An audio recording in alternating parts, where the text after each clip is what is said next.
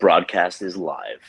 Right on. What's up, Metal Summoners? We are so happy to have you guys. Thank you, as always, for tuning in, kicking off your weekend in the middle of the week, just the way we like to do it. Welcome back to your Island of Misfit Toys. He's Angel Alamo. I'm Jay Oakley, and we are super stoked to have you guys. Thank you, as always, for tuning in on both YouTube as well as Facebook and supporting us every week so we can continue these killer interviews that we just love to do and love to reach out to amazing artists and amazing guests. And today is no different. Thank you guys as always, and we appreciate the time being given to us. And we are going to jump right into it. We are being joined by Anthony Montemarano, Neon Coven, Mursic. Thank you so much, brother. We appreciate your time, man, and welcome to the Metal Summit. Oh yeah, good to be here. Thanks for having me. Absolutely, man. It's been absolutely our pleasure. We were talking briefly off the air a little bit about it, so we're going to jump right back into it. Well, congratulations on the new Mursic record and single that you have coming out in early September. But congratulations overall on just new Mursic music and the record. Oh yeah, thank you. Took us a second to do it. We do everything independently, and so it's all internal. My guitar player, Brian Rumsey, has done all the productions on Mursic over the years, and it's only gotten better. And it's cool, just a growing process for us in the band, and just doing the sound that we want to do, and no one telling us what otherwise, kind of thing. So it takes a little longer, but we're getting into a new flow now that's actually going a lot quicker these days. So we might be able to keep pumping stuff out. But yeah, Brian kills it, does a great job. And everybody in the band does, and we're creating it all together, and digging the product, just kind of like just going with whatever's coming out, kind of thing. There's not a lot of like, oh, we got to do this, so it's definitely evolving from what it used to be when I was like 21. Right, absolutely. Got a visitor here. Hey, I saw you had your cat. Yep, totally. Well, he's down on the floor now, but he was up here. Look at this guy. He jumped up. He wanted to hang out. I met my best friend Ashley. Actually, Ashley was in or Vamprophilia on Instagram. She's the freak girl in our music video that we released. Oh, nice. Yeah. So I'm at her house right now. I've been helping her. She lives up in the valley. But I'm helping her redo her place. And this is her roommate's cat. He's pretty funny. Yeah. It's like a dog. Right, He's like a dog. he's like a dog. behind You. Yeah, you got yours too. Yep, there he is. It's a cat potty. Check out. Yep, absolutely. For sure, brother. I feel like Dr. Evil. Oh, God. Nice. Yes. Mr. Bigglesworth. Mr. Bigglesworth. Hey, buddy. Anyways, continuing on. Oh no, absolutely, brother. So you've got the music that you put out for Mursic online. What is your take on what you like or dislike when it comes to like releasing things online versus putting out physical copies of things? Because we know that music is a fickle thing now when it comes to how it sells and in what formats. But when you look at stuff like the new Mursic record, what was your thought process about how you wanted it released? Yeah, we had a new idea like before. It was like, oh, let's just like everyone does, like let's do a record and then we just release it digitally and then there it is,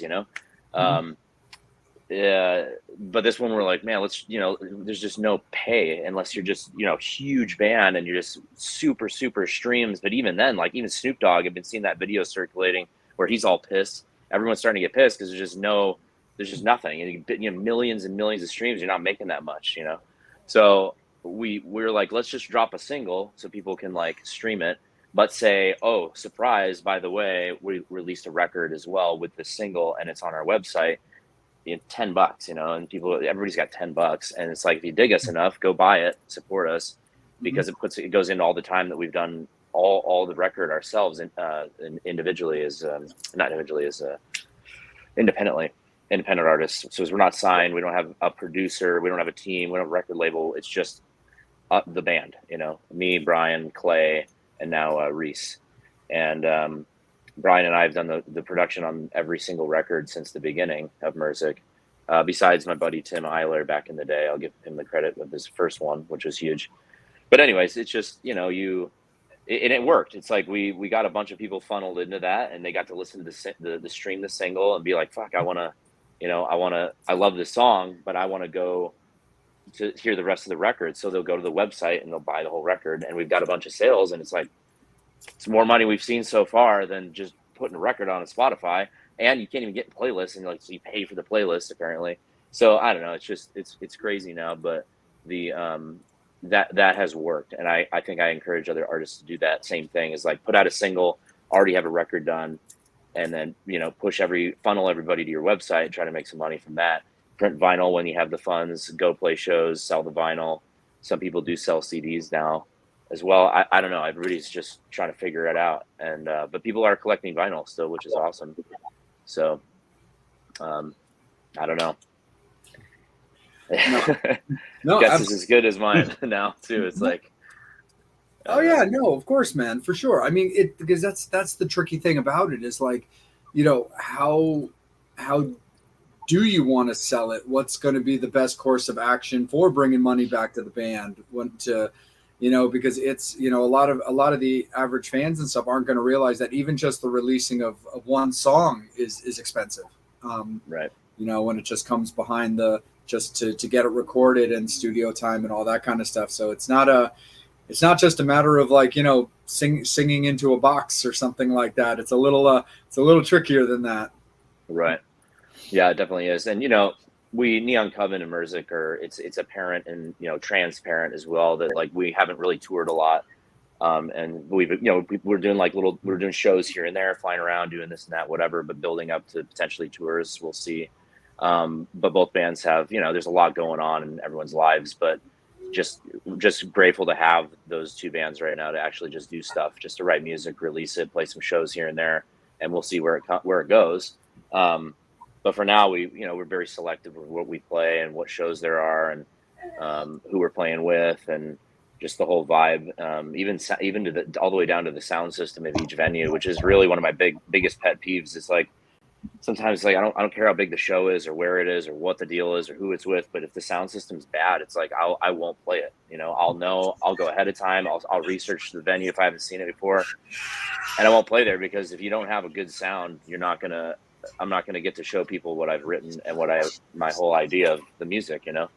And it's with, I think, any band really, is like you want it to come across well. And I've played some venues that just it just didn't come across great, and sound was bad. And now all those people that took videos of us have this bad video of us or whatever.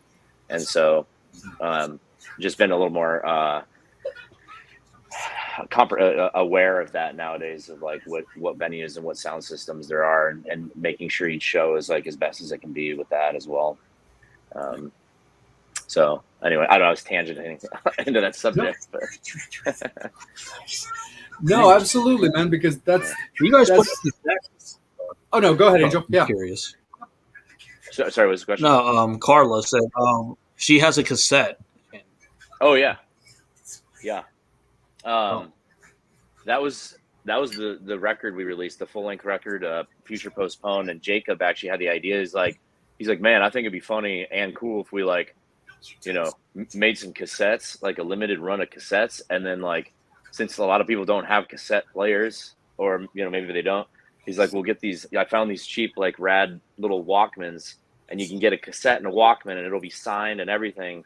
And we'll promote it and see how many people sell it, and sold out all of them. So it's pretty rad. We have people that like when we dropped that. I had record, to be sure I was reading that correctly. I'm like, what? The what? He was saying that he had to make sure that he was I had to reading read that again just to make sure I was reading it correctly. Oh yeah, yeah. It's funny because the record didn't exist anywhere except on cassette for a second, for like a couple weeks or something like that. So you can only get the record on cassette. So like I said, another way to funnel people to just buy it. If they want something that bad and they want it ahead of time, like a pre-ordered thing or a special whatever VIP thing, then, you know, make something physical and say that's the only place you can get it, and you let your fans know, and then maybe they'll go buy that instead of just, you know, or not, or maybe they'll just wait till the Spotify comes out.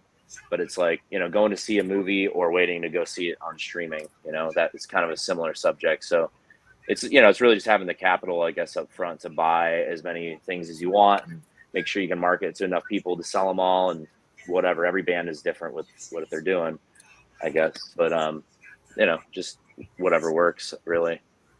Yeah, absolutely. I've got your Neon Coven vinyl right over there on my wall. Oh, nice.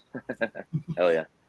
Yeah, we're on that subject. We just the latest single was "Blood Curse," which is we finally played that live in Seattle and it came across really well.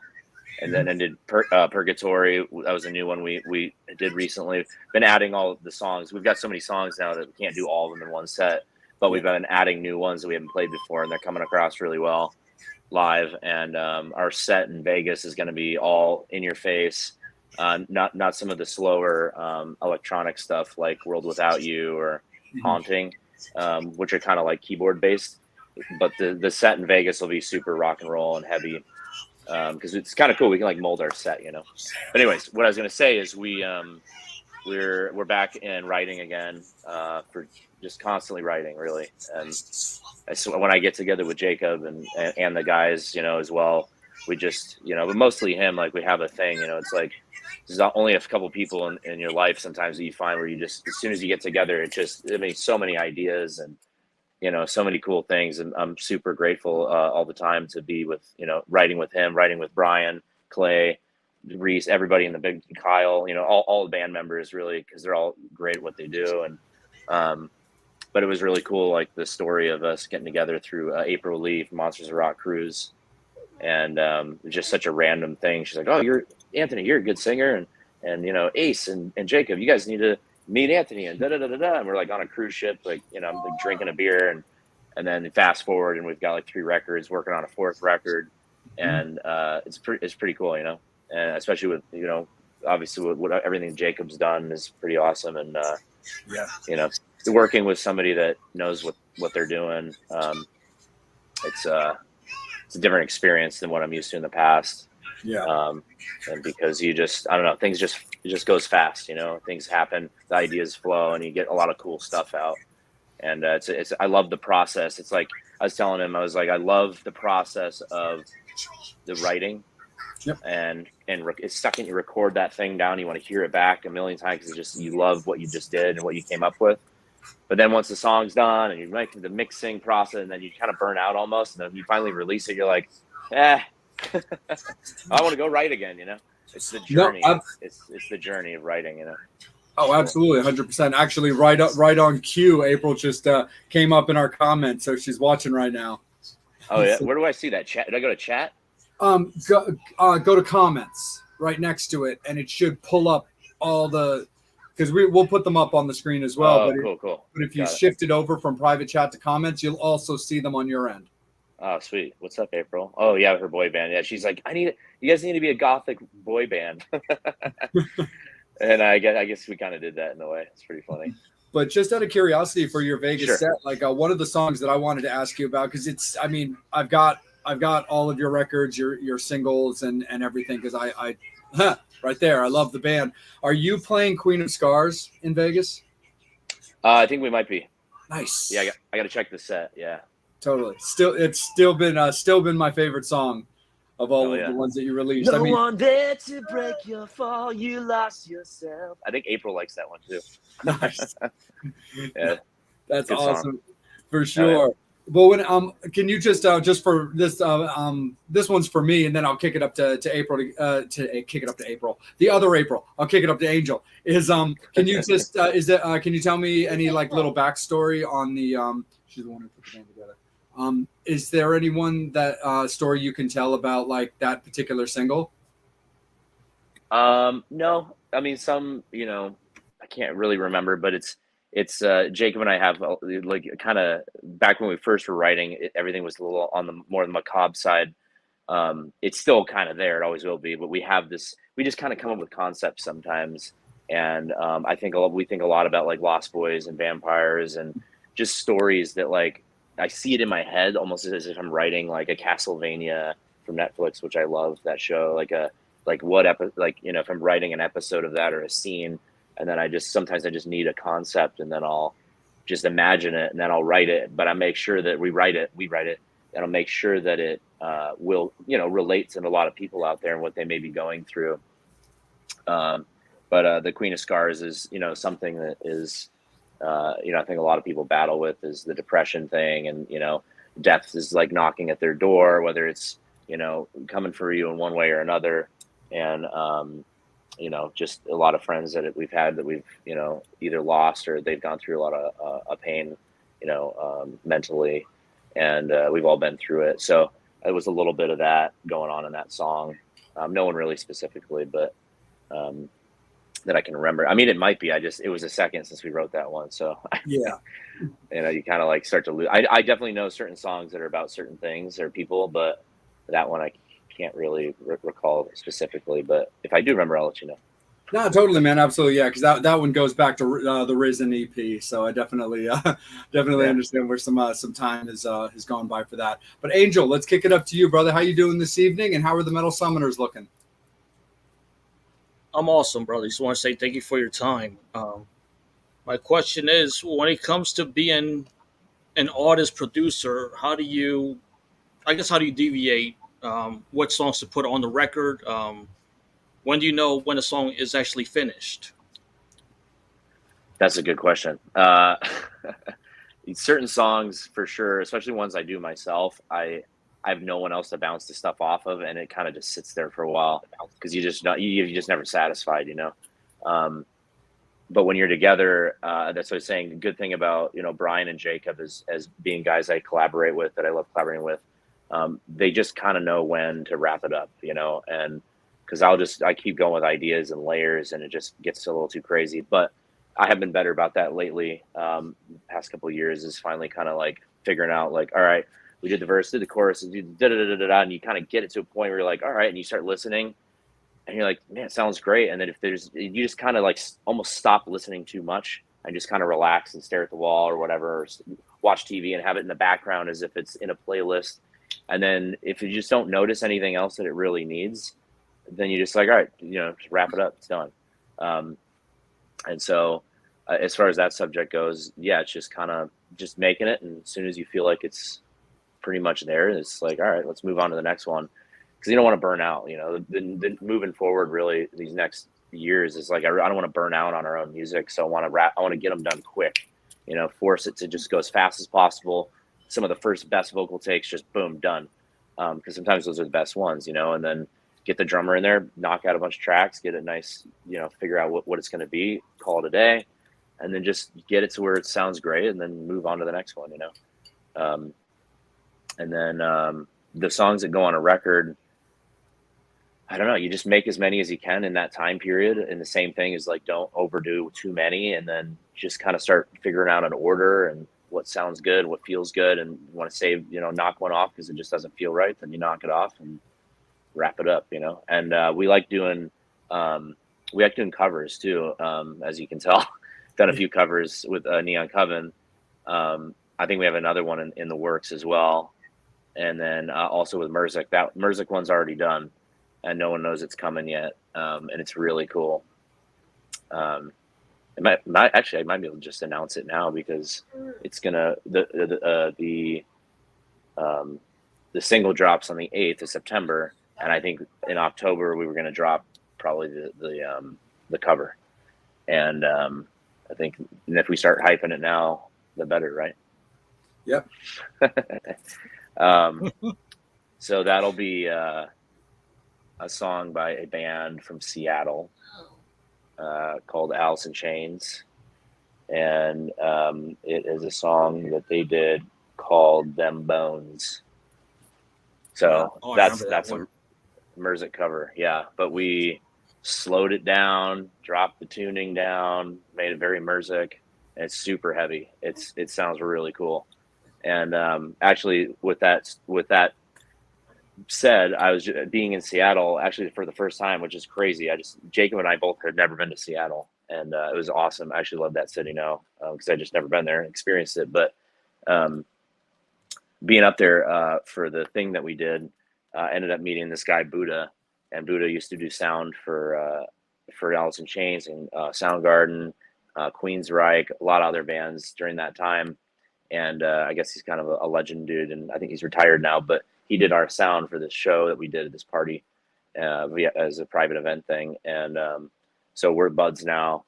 And I was like, I'm not coming back to Seattle unless you're doing our sound at whatever venue it is. So he's agreed to do that, which is pretty cool. And I got to get Mursic up there too to drop that Alice in Chains track live, because it's pretty fun and a good ode to them. So, but anyways, yeah, that's my take on records and stuff. I'm just curious to ask because I never would have thought somebody would release cassettes. Was anybody opposed to that idea of putting out an album on cassette? Not really. Because it's I a mean, big awesome idea. I mean, yeah, I love the idea. no, Me we're personally. kind of a fun, yeah. Our personalities are pretty like funny, and we got some dark humor and whatever. And between Jacob and I, and he's like, man, we should do a cassette. I was like, okay, that's awesome, because I collect cassettes. I did for a second, because I had a car with a cassette player, like 10 years ago, and then there was a bookstore up near my house here in LA, and I would go there all the time and start finding all these rad cassettes and bring them home, play them in the car. So I wasn't opposed to it at all. I was like, oh, that's pretty cool. I was like, but if people don't really have cassette players, maybe they'll just collect it. He's like, yeah, they're collecting them. And he's like, but I have an idea. And then that's when he came up with the Walkman thing, and it was pretty cool. Everybody signed them, and but it was just different, just something different, I guess. And it was cool to do that. I think we might do it again, maybe for the next record, just for the hell of it.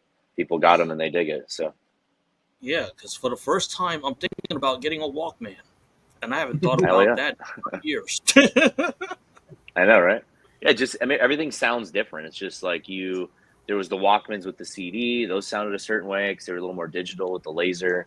And then you got the cassette players, just like you hear the click, you hear the tape a little bit, and you're just listening to tape, And there's the 8-track, the vinyl. Everything has its own kind of sound, and everybody, it's like, man, I really love listening to Walkman with a cassette. Like, there's just something about it.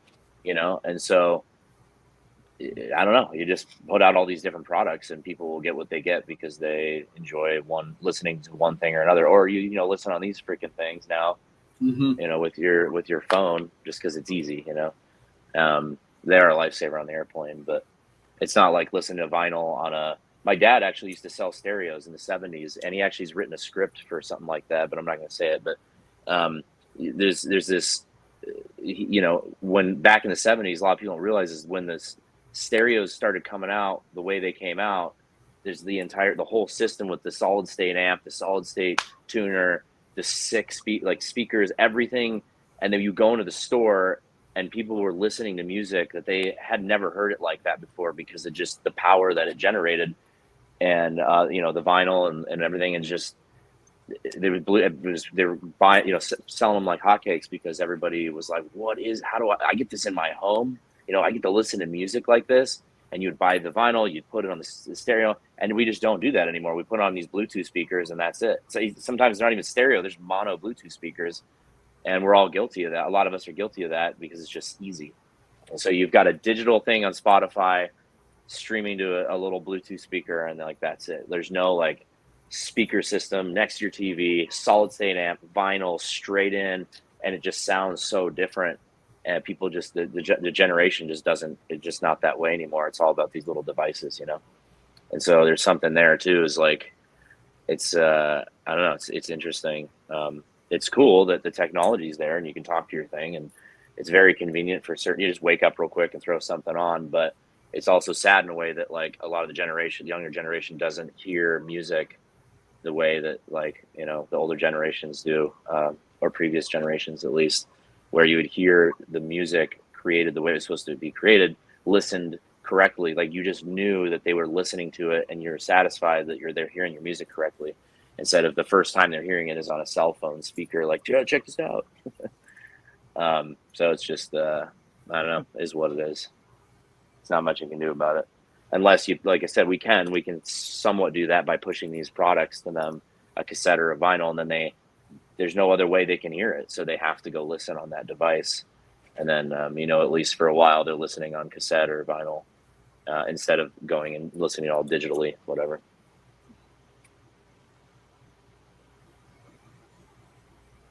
And look, you can still buy a Walkman on Amazon. You can still buy batteries at your local store. So it's still Yeah, possible definitely. for that to make a comeback. Yeah. Yeah, it's fun for us too because we don't really. I mean, One like I person said, wants once to in a know what while, you but prefer. It's different. I mean, it's like, what's setting you apart from everybody else? We put our record out on cassette. Who else is doing that? right, Nobody really. Yeah. right, right. Cats or dogs? So, Oh do you Jesus. prefer cats or dogs? I mean, the cats are really growing on me. Um, but I've always been a dog guy for sure.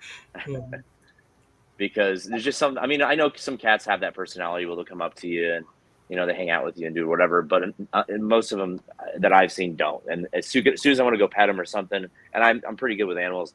More often than not, they're the ones scratching and being all with their personality or whatever. But the dogs are just like, you come in the door and they're like, I'm so happy to see you, and they just jump on you and they're just all over you, and it's just a different experience, different personality. But I do love them both for what they are. The cats are great. They kind of just chill and they're super funny, and they're very majestic. And I have I got some Egyptian blood because I'm Sicilian, and back then it was just this whole mixture, whatever. And so I do feel, as I get older, I feel this connection with my roots, whether I like it or not. And I'm like, oh, there's something about these cats now. It starts to feel very like spiritual almost, and I can see why the Egyptians kind of like had a thing for them. Their dogs are just kind of, they can be sloppy and whatever, and do things that are funny, whatever. But cats have this; they are very more majestic, and spiritual in a way. And so for that, I dig them. But I think my number one is bats, actually.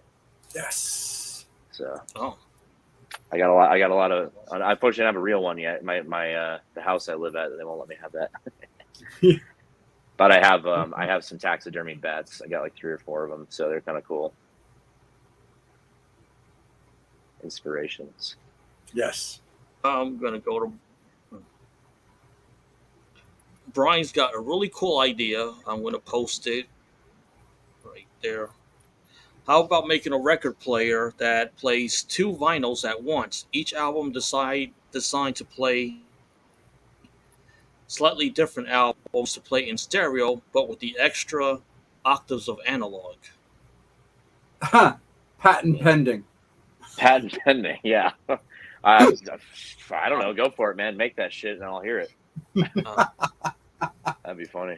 2 vinyls at once. Yeah, you'd have to sync them up. The syncing, it would end up sounding like, if they weren't perfectly synced, it would have some chorus, phase effect kind of thing going on. It sound kind of reverby and whatever, but they'd have to be perfectly synced, and then you'd have to, I don't know. That's crazy, but cool. Yeah, and I mean, anything is possible these days. Like, come up with some weird way of listening to music in a different way, and I'm sure people will jump on the train. Sure. Where are you guys at again? One more question and then back. Oh yeah, I'm down in Maryland. I'm in Jersey. Angels in Jersey. Yeah, you sound like you're in Jersey. I'll be there in October for a wedding. Nice.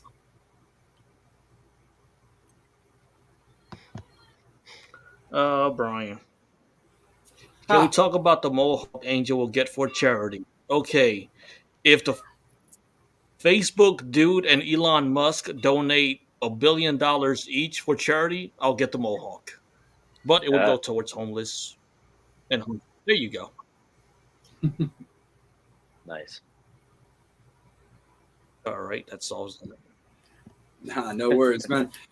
Anthony, I want to talk to you just a little bit about like your style and like songwriting real quick. Like, because you obviously just put out the new album with Mursic. You mentioned that you're currently writing for Neon Coven. Are you able to like channel your songwriting part of your brain into per project? Or when you were writing for the Mursic record, did you at any point be like, you know what, that's a Neon Coven song, or vice versa? Yeah, it's happened like once or twice, where if I have an idea first, and I've done a little, I obviously produce all my own stuff as well at my house. I have a nice little rig, and I'll just come up with ideas, guitar idea or keyboard thing, or just a vocal thing or a beat or however it ends up starting.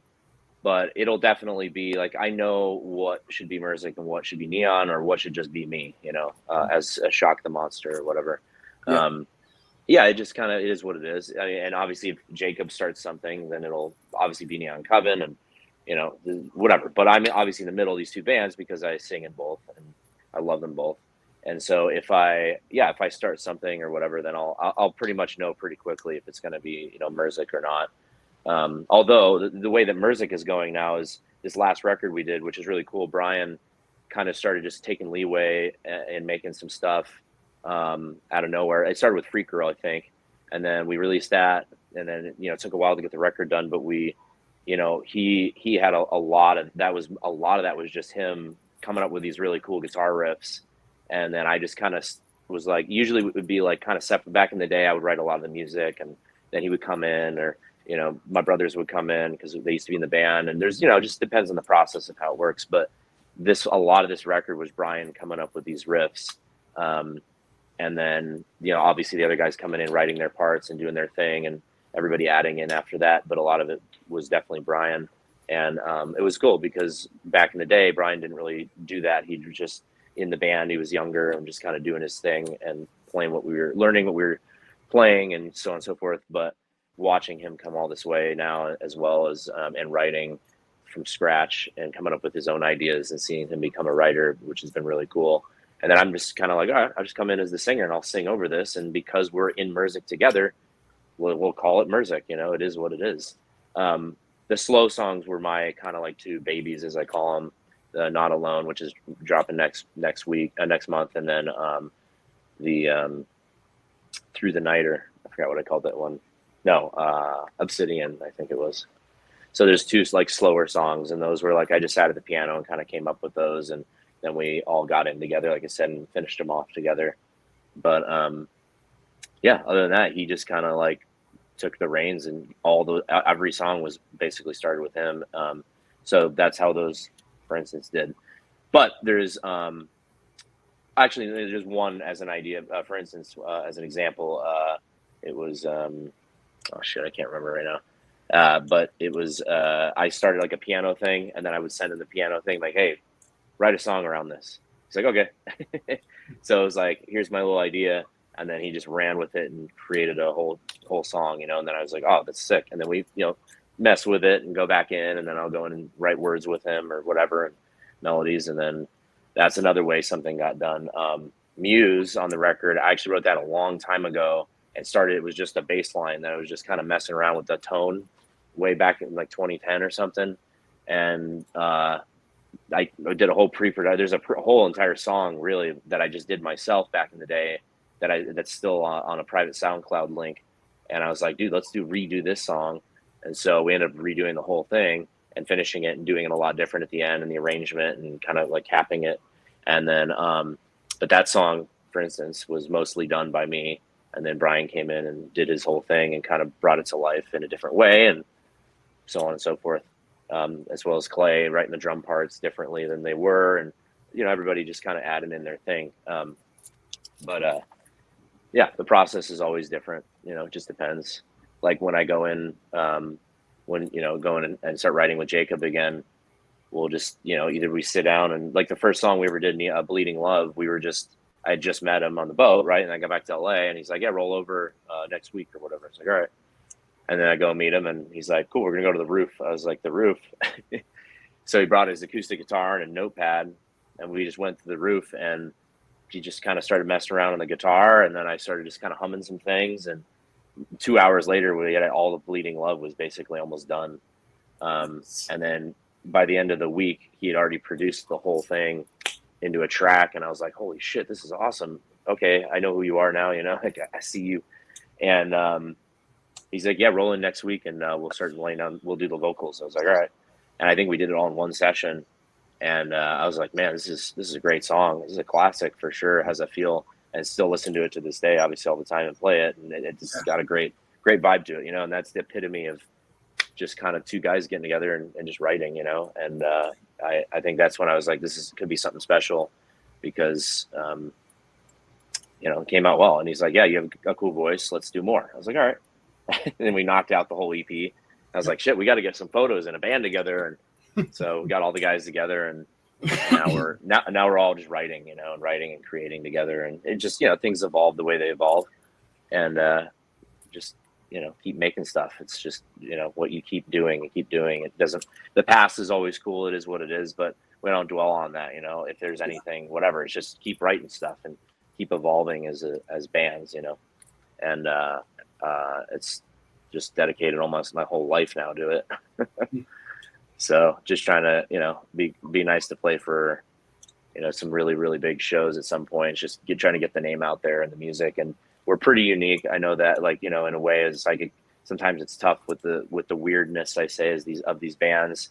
And there's definitely people that dig it, of course, but just getting it out there enough where you have enough fan base to like keep playing bigger shows and all that. So that's what we're working on, is just trying to create more awareness of the music and whatever we got to do, because the marketing now is just crazy in the industry. So a lot of TikTok and stuff.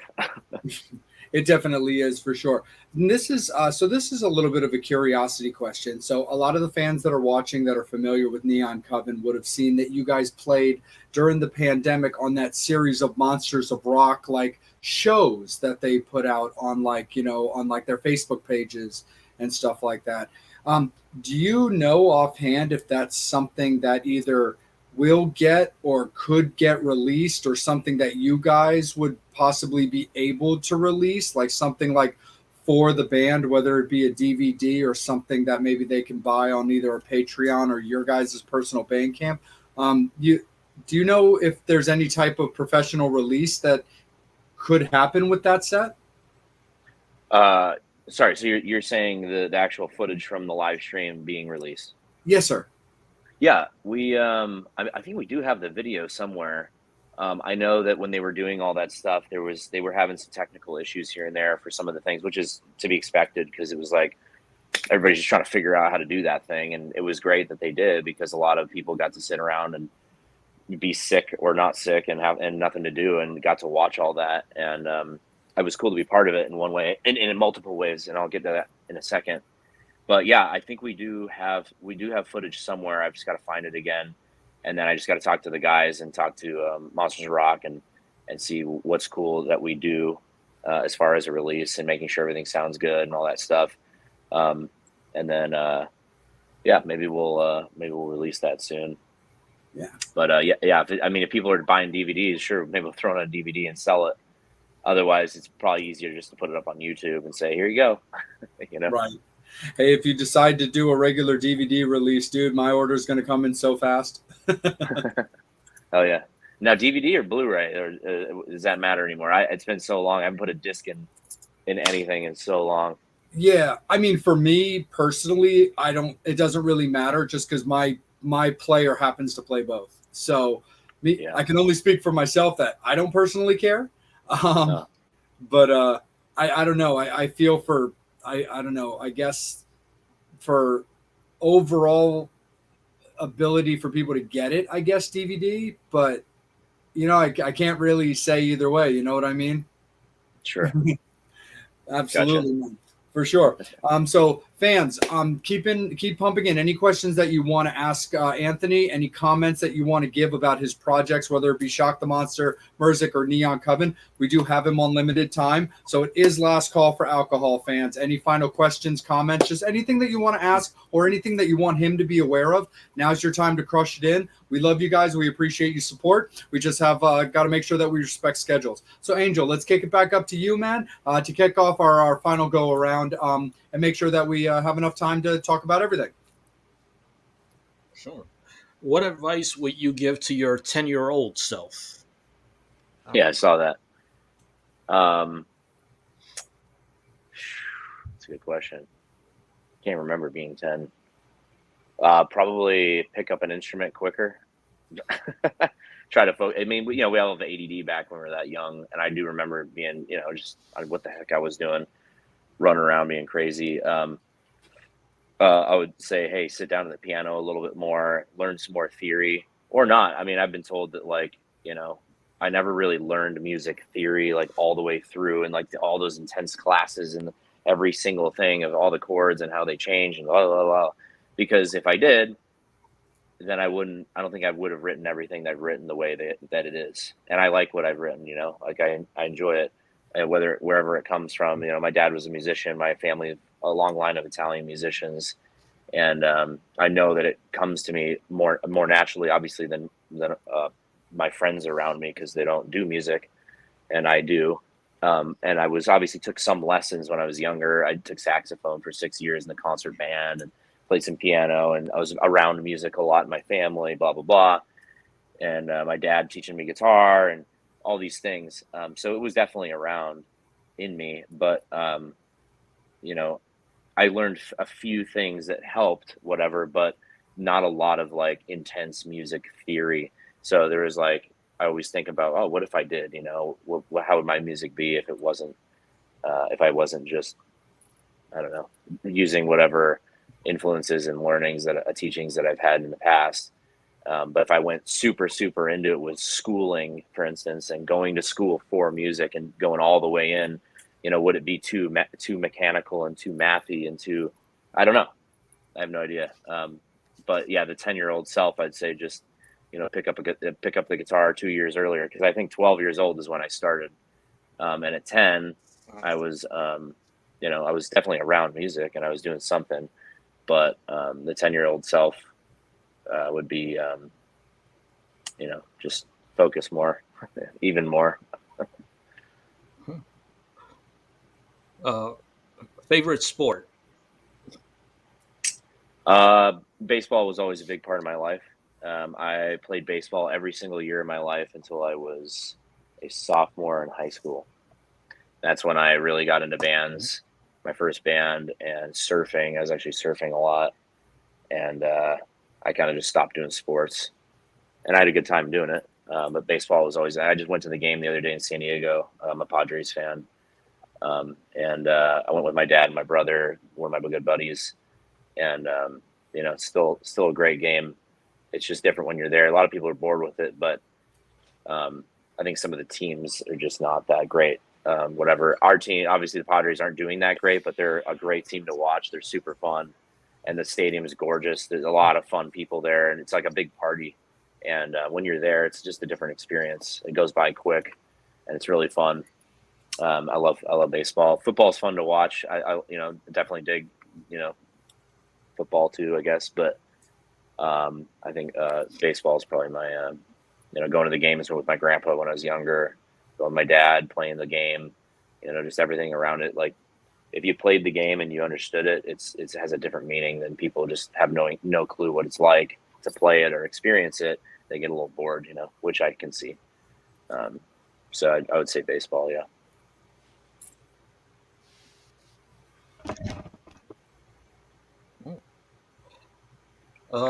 OnlyFans or Pornhub?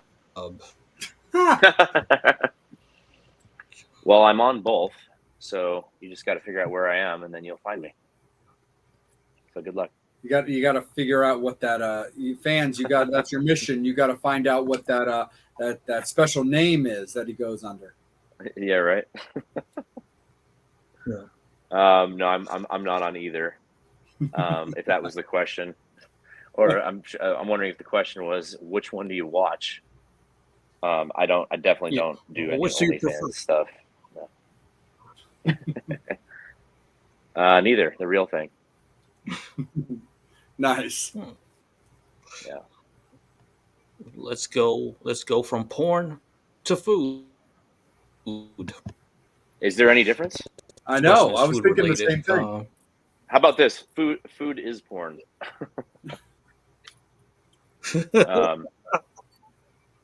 Yeah, food is porn. Yeah, I grew up in a Would you ever put out a cookbook? What? Would ever put out a book?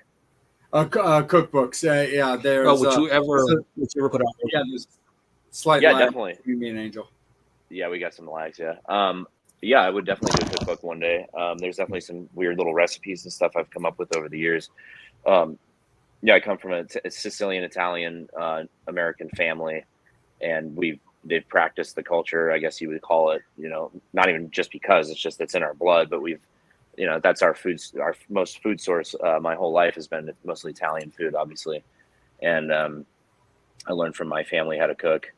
My dad's an amazing, cook. My mom is amazing at what she does. And, just watching and learning. And then I got into I was in an Italian restaurant for a while, actually bartending, but at night we would shut it down and, have beers and hang out with the chef, Enzo, crazy Italian dude. And I learned a lot from him, and I got to mess around in the kitchen. And there's something about being in a real kitchen like that. And you just turn around and like everything you need is just cut and ready to go.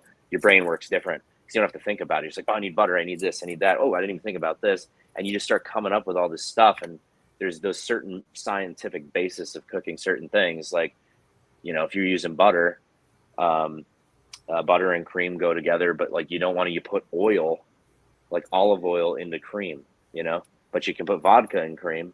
So that's why you just, there's certain things you do, but a lot of it starts with like butter or oil, and then you put your herbs in and you build, and you do all these things, and you throw pasta in, whatever you want to throw in with the protein source, and just all fast, high heat, like Italian cooking.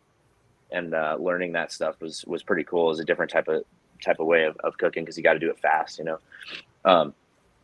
But I don't just do Italian. It's like I experiment with a lot of stuff. I live in kind of near Thai town here in Hollywood, and I do love Thai food and a lot of the Asian cultures. And so I've learned a lot of that as well, and figured out my own ways of making some of those dishes. I love sushi. Obviously, almost every other day I'm eating sushi. But sandwiches too. Like I'm good at making sandwiches. But yeah, I like all the foods, and yeah, it'd be cool to put out some weird rock and roll cookbook one of these days. Not a bad idea. No, and just so you know, Carla definitely loves your cooking post. I can see that. I'll keep them coming. Yeah, the And Brian, Caesar dressing. Yeah. what advice would you give to yourself that's not musically related? What advice I would give myself? That's not musically related. Uh, just right now, or like when I was younger? Just right now, yeah. Advice that I would give myself. I guess more of an advice I would give to other people, really. But yeah, I kind of get the question. I would say something that has helped me a lot, I guess, in general in life lately has been like nobody liked taxes when I was younger, right? You're not really taught taxes in like in high school, and it's just something that they say death and taxes are the only things that you can expect or whatever. I quoted that wrong, but I would say that learning something that you don't really like, but you have to get it done. And it's just something that was just like, I was younger. I was like, it was scary, because like, I don't know, taxes, and everyone's still like, around me they hate it. They complain about it, or they're fearful of it. It's like, well, we don't really have a choice. So, go learn how to do taxes or have somebody do them, but keep very organized with your taxes and your business. Your life is your business, whether you work for somebody else your whole life or you work for yourself, which I've always mostly done, is, figure out all that stuff that just really sucks and, buckle down and figure it out. And the more you know it, the less you're afraid of it. And the more you can be successful at what you're doing. Because no one else is going to do it for you unless you got a lot of money to just pay somebody else to do it. But I think knowing to do all that stuff yourself, makes you feel a lot better about yourself and confident in all the, things that we do, from the music to the business to the cooking to the survival to all that stuff, is like, just go out and learn more that we need to learn in order to be more where we want to be. It's the only way to do it. And last question, before I kick it up to Jay. Sure. Damn, I forgot the question I was going to ask. Damn, I forgot. Literally. That happens. Oh, No another worries. question. How do you decide what songs to play live? Yeah, that was my. Um, we just do it as band. We have it's easy. We just we the thing that Spotify is great for. I'll give them that is the playlist thing. Is it's just you can collaborate on a playlist. It's right there. It's all your music already released, and you just we just make a title of like Coven Seattle, or now it'd be Coven Vegas, and then we're like, all right, what do we want to do? It's like, well, we definitely want to do that one and that one and that one. I don't know about this one, and we just add them to the playlist. And then, if it's too long, it's all right. Let's trim the fat. Let's take one out or add in a different one, or and so we actually use that because then we can move them around, put it in the order. And then before the show, we'll really listen to that in order the way it is, just to kind of refresh it. Because we all, like I said, we all live in different states. Even with Mursic, same thing as they're in San Diego, I'm up here, and one guy's in Long Beach. So we don't, we're not traditional bands where we're just all in the same city. We all got nothing else to do. And we just sit around and play music all the time, 3-4 times a week rehearsing. We don't do that. We all play on our own. We do things mobily. Like we have ideas for songs. We'll come up with something, send it to the other guy. He'll send it to the other guy, and then just get like a whole pre-production thing going. And by the time we're all together, we do a record or something. And so same thing with the band, with the shows is like, we'll just put it all on a set list and just go through it, on our own. And then we'll do maybe one, if we even get a rehearsal, and it's one rehearsal, it's the day before the show, in whatever city it is. And then we'll just go for it. We've even played a show without rehearsal, and it's been a while since we played, and we'll just like get up there and like, all right, good luck, because it is what it is. But that's how we choose, really, is just making a playlist. Right back up to you, Jay, so we can wrap it up. Yeah, absolutely. No problem. There's one final thing that I wanted to ask you. It's sort of like a two-part question. One kind of bridges into the other. Is what Neon Coven, your most recent single, was Out for Blood, and you were talking about bats and vampires and stuff earlier. Is that your vampire song for Neon at the moment? I would say so. Yeah, it's kind of got that Billy Idol vibe.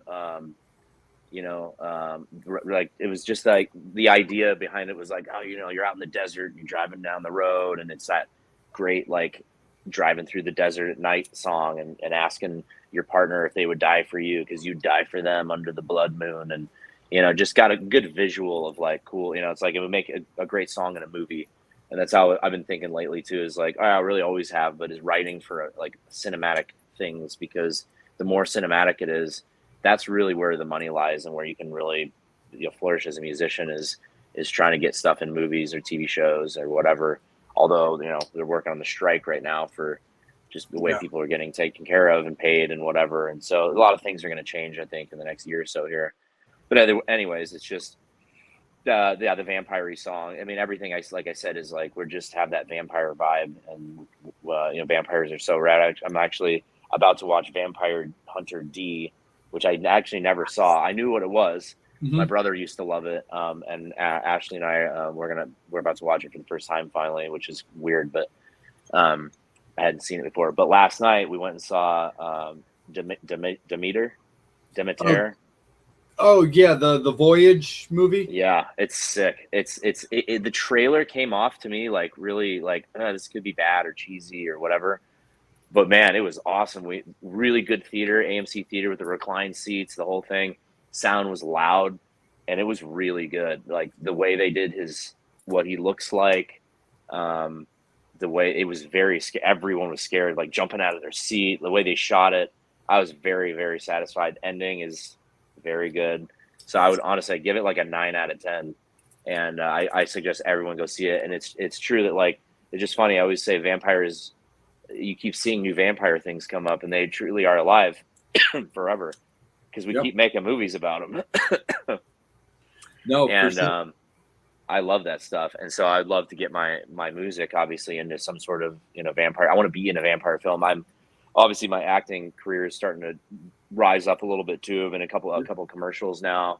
Yeah. The Craftsman tools thing has been pretty cool. We all love tools. Everybody uses them, and to have a classic tool company like that, they're awesome, and they got new products coming out that are new patents on this rad Ratchet set that's coming out.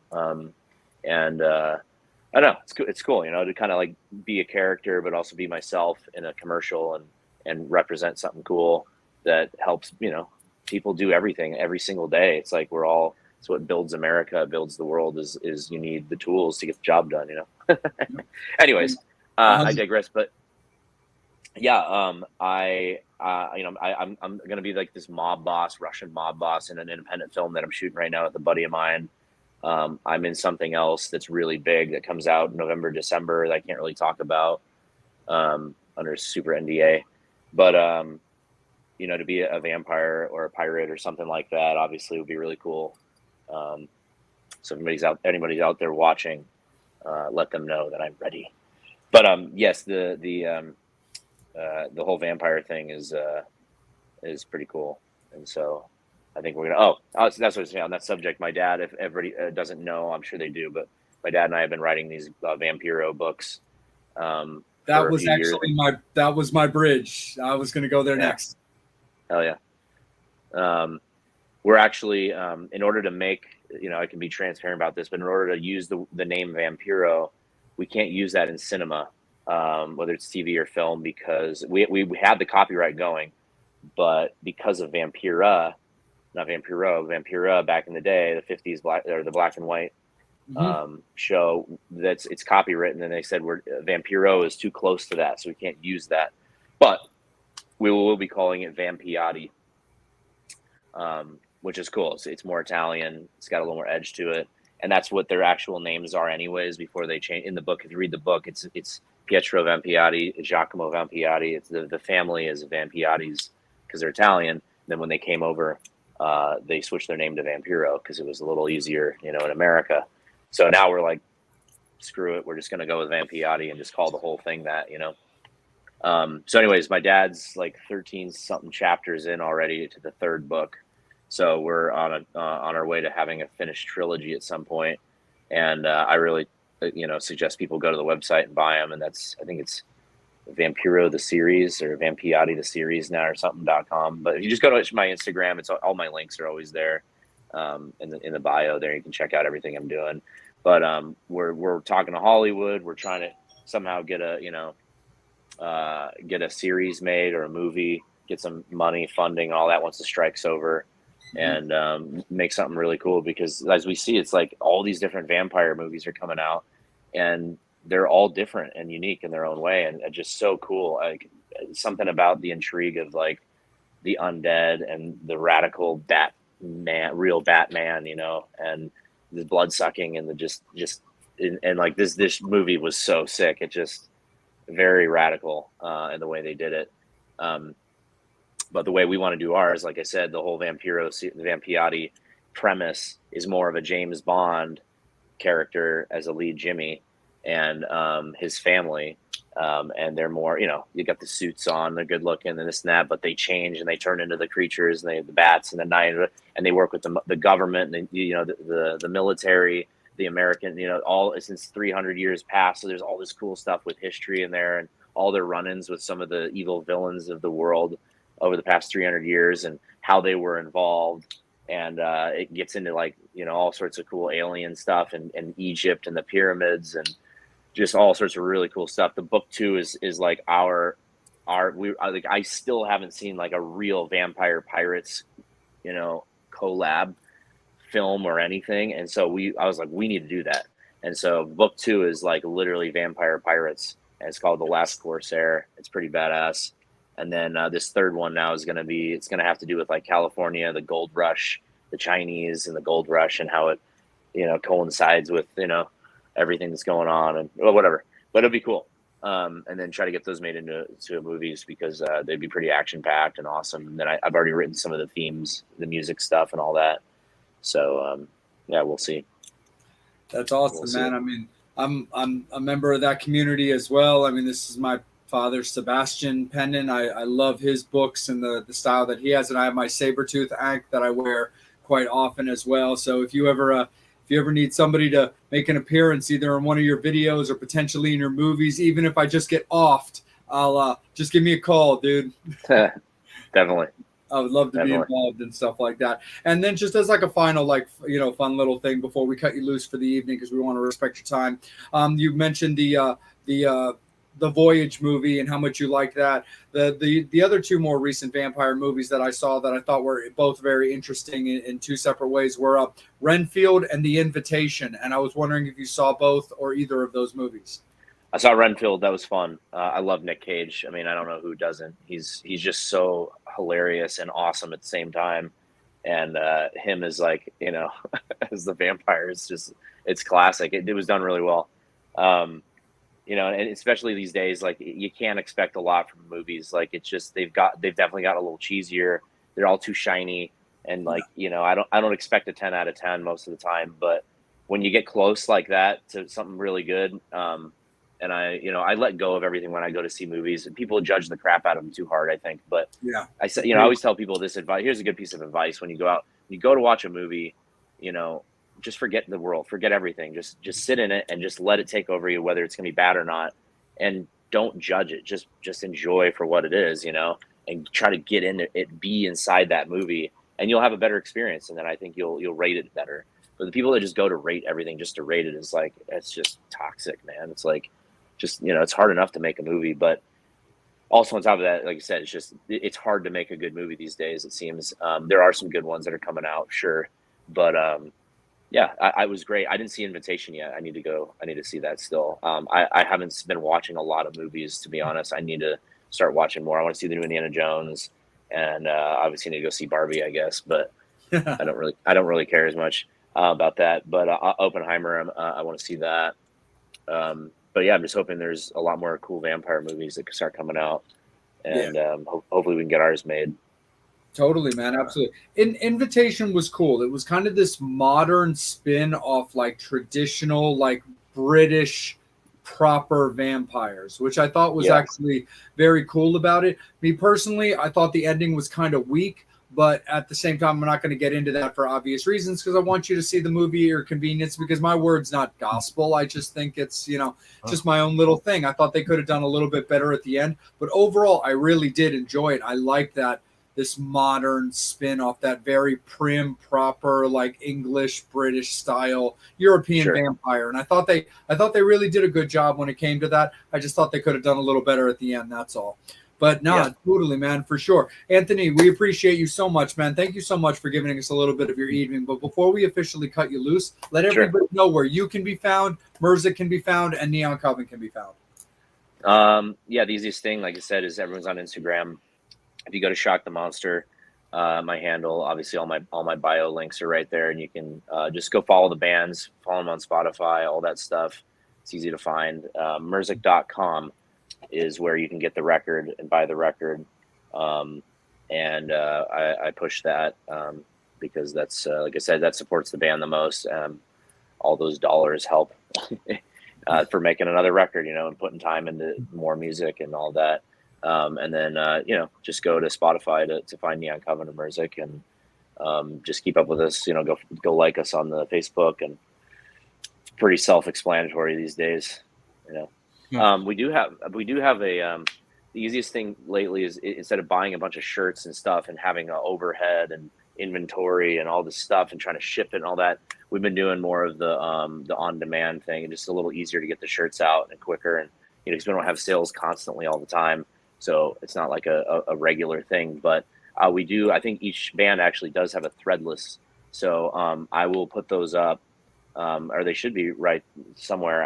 I need to make it more apparent where the merchandise is, but I'll get a post made where it's like, hey, go check out both these bands' stores if you like them, and you can go buy some of this. And the cool thing about that too is not just shirts. You literally get a shower curtain that just says Neon Coven, or a skateboard, or like. Is any product you see that we decided to have our logo on, you like, dude, I want a shower curtain or a bath rug, or whatever, a mug, or whatever it is. And I think the print on demand thing is pretty fun because it's just I can't just go buy all that stuff and have it sitting in my house waiting for somebody to buy it. Yeah. So instead, it's a cool business model where people can like, oh, I want a shower curtain. You get one every year or something. Somebody buys you a shower curtain, but at least it's there and you can do it. And so. I'll get those links out soon, but even if you just go search, I think you just search like threadless .com/Mursic or whatever, and the /Neon Coven, you should find us. That's not that hard. So Absolutely, brother. Well, thank you so much, man. Anthony, I really appreciate it, man. Thank you so much Oh, yeah. for being so open to the experience. And the biggest thing that matters to myself and to Angel is that you had a good time, that you felt respected, you liked the questions that were asked, and that you overall had a good time, and that this was worth it for you.